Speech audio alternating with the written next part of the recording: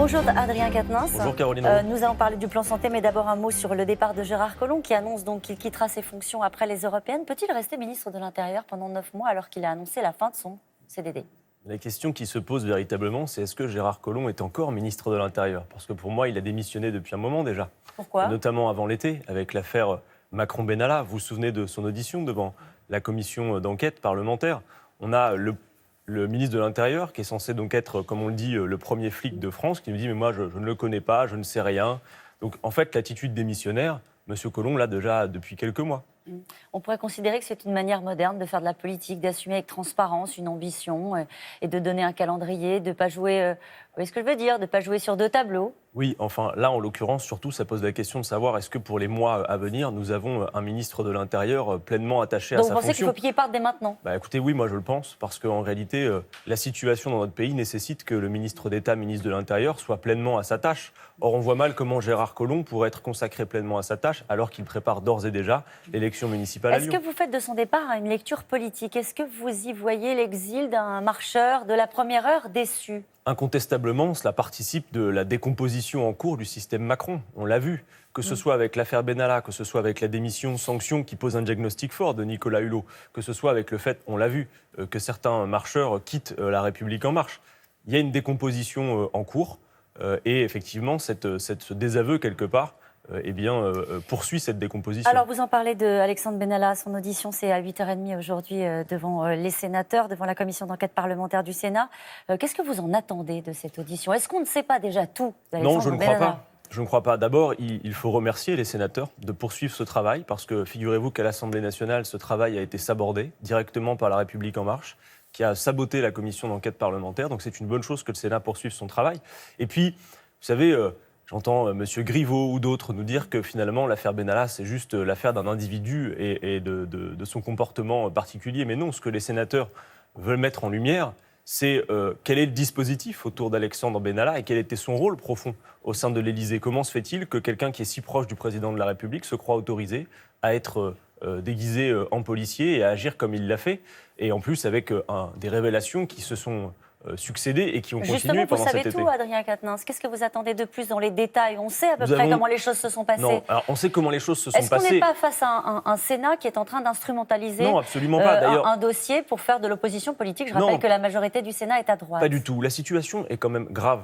C'est la République qui est en cause et la manière dont elle est organisée autour du président de la République, si vous voulez. Donc il y a bien évidemment la justice qui aura tranché de ce qui la regarde, et les sénateurs n'ont pas vocation à empiéter sur le travail de la justice, c'est-à-dire les faits qui sont en tant que tels reprochés à M. Benalla. Ceux du 1er mai. Par contre, c'est le rôle du Parlement de contrôler l'action de l'exécutif et donc aussi de voir comment est organisée la sécurité du président de la République et quel a été précisément le rôle d'Alexandre Benalla. Les sénateurs de la République En Marche vont boycotter cette audition, vous le regrettez ? Ça participe d'un mépris de la même manière que quand Alexandre Benalla parle de petit marquis à propos des sénateurs. Et si vous me permettez, je vais profiter de votre antenne pour adresser un message directement au président de la République. Ça suffit le mépris.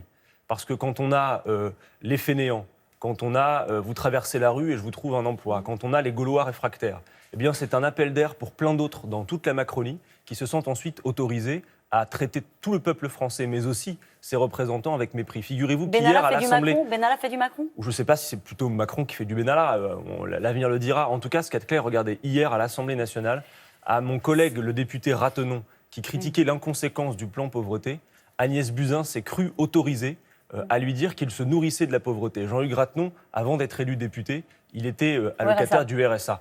Donc si vous voulez, le comportement d'Emmanuel Macron est un appel d'air pour toute la Macronie qui se sent finalement dans son arrogance. Politique, vous le découvrez mais pas, ce système, mais je veux dire que c'est particulier chez Emmanuel Macron et chez La République En Marche, c'est que ces gens méprisent non seulement le peuple et aussi ses représentants.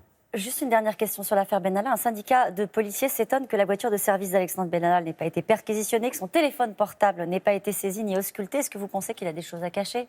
Est-ce que ça sous-entend ? Je pense, en tout cas, au vu de ces révélations et d'autres, vous savez qu'il y en a ce matin aussi dans le Canard enchaîné, que la commission d'enquête parlementaire a véritablement tout son sens, contrairement à ce que disent les proches d'Emmanuel Macron. Alors, les révélations du Canard enchaîné, puisque vous en parlez, c'est que l'ex-conseiller d'Emmanuel Macron est épinglé pour un mystérieux voyage à Londres en compagnie d'un individu fiché S, proche de Alexandre Djouri. Vous avez une réaction particulière sur cette information du Canard ? On a besoin d'y voir plus clair, vous savez, Madame Roux. Il y a d'autres manifestations, par exemple, je pense à la marche de Mireille, pour Mireille Knoll, à laquelle nous avions participé avec la France Insoumise. Il nous a semblé quand on regarde y compris les photos, les caméras de vidéosurveillance, voir des gens dans cette manifestation que l'on peut voir par ailleurs, parfois auprès de M. Benalla. On a besoin d'y voir plus clair. Qui sont ces gens? Quels étaient leurs rôles? Quelles étaient leurs fonctions précises au sein de l'Élysée? Bref, c'est pas une mince affaire. Vous avez mis ces informations et ces photographies à disposition de la justice? Je pense qu'on va le faire. En tout cas, on va regarder. On a besoin de poser des questions. Moi, je n'affirme rien, mais il y a des interrogations. Et c'est aussi parce qu'il y a cette interrogation que le Sénat et la commission d'enquête parlementaire a tout son sens. On en vient au plan santé. Ça concerne les gens qui nous regardent aussi. Le président a annoncé 54 mesures pour réorganiser la santé. Il fait le pari des soins de proximité. Est-ce que les patients vont y gagner au quotidien? Je vais vous dire une chose. Qu'il soit question du plan pauvreté ou du plan santé, il ne suffit pas d'en parler pour que les problèmes des Français soient réglés. Il y a des mesures là. Oui, mais un plan sans le sou, c'est un plan qui ne vaut pas un clou. 3,4 milliards d'euros d'ici à 2022, sans le sou, vous y allez un peu fort. Non. L'assurance maladie, on va lui demander encore de nouvelles économies. Après la cure d'austérité de 4,5 milliards de l'an dernier, Emmanuel Macron va lui demander encore 3,8 millions. Quelle est la situation de la santé dans notre pays? Vous avez l'espérance de vie en bonne santé qui recule. 3 Français sur 10 qui renoncent à se soigner pour des raisons monétaires. Et la France qui connaît les inégalités sociales de santé, l'écart d'espérance de vie entre les plus aisés et les moins aisés, qui est de 6 années. Donc, on a un système de santé qui est regardé à travers le monde, qui est observé, qui est admiré, mais il subit depuis plus de 20 ans les conséquences d'une privatisation, d'une libéralisation qu'Emmanuel Macron poursuit. Il y a quelques bonnes avancées dans le plan santé. Écoutez, moi, il y a 2 choses qui me conviennent, puisque nous les avions défendues pendant l'élection présidentielle. Je pense à la fin du numerus clausus et également à la fin du tout tarification à l'acte, qui exacerbe cette logique de l'hôpital-entreprise. Mais la création des assistants médicaux? J'attends de voir ce que va être ce métier et aussi le fait que son exercice modifie ou pas la relation entre le patient et le médecin. Mais je vais vous dire, je regrette qu'Emmanuel Macron ne se soit pas davantage inspiré de notre programme et ne soit pas allé au bout, parce qu'en matière de santé, il y aurait beaucoup à faire. Par exemple, figurez-vous que les hospitaliers, ils ont besoin de moyens et de moyens humains. Nous étions pour le recrutement de 62 500 soignants et médecins dans l'hôpital.